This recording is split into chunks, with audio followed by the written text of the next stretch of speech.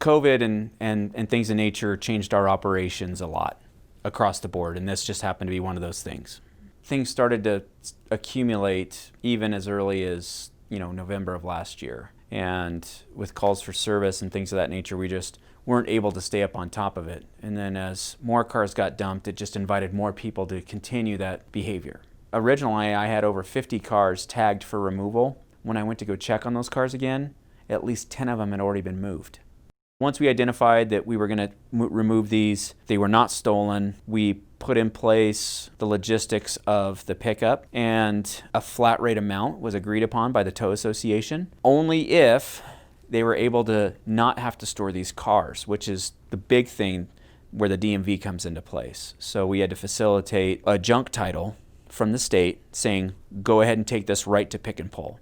And that's what made the tow truck companies really happy, and that's what made it a nice community effort because these companies really chipped in.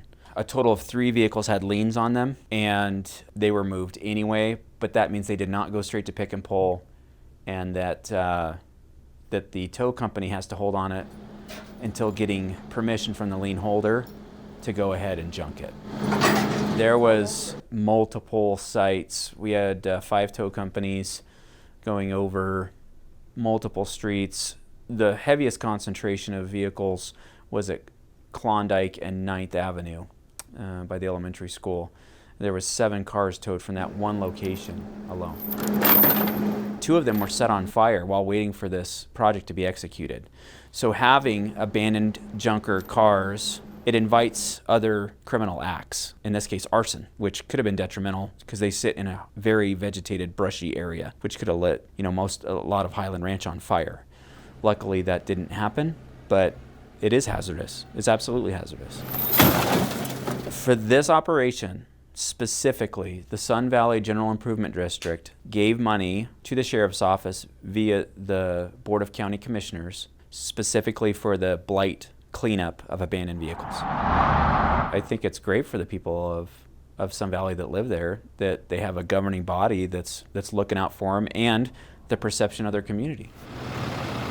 For this operation, we towed 28. It took about 2 days for the 5 tow companies to get them all start to finish. Very few of the cars that we towed were on dirt extensions of county roads. Most of it was on private land. There are still some abandoned vehicles in Sun Valley, and due to the nature of the operation, these were the first ones we decided to move. I think unfortunately, when we got behind the curve on keeping it clean and being able to stay on top of it, I think that's what it invited and almost became well, this is just where people do this. But we're telling and showing the community that that's not okay, and that's not true. That's not acceptable.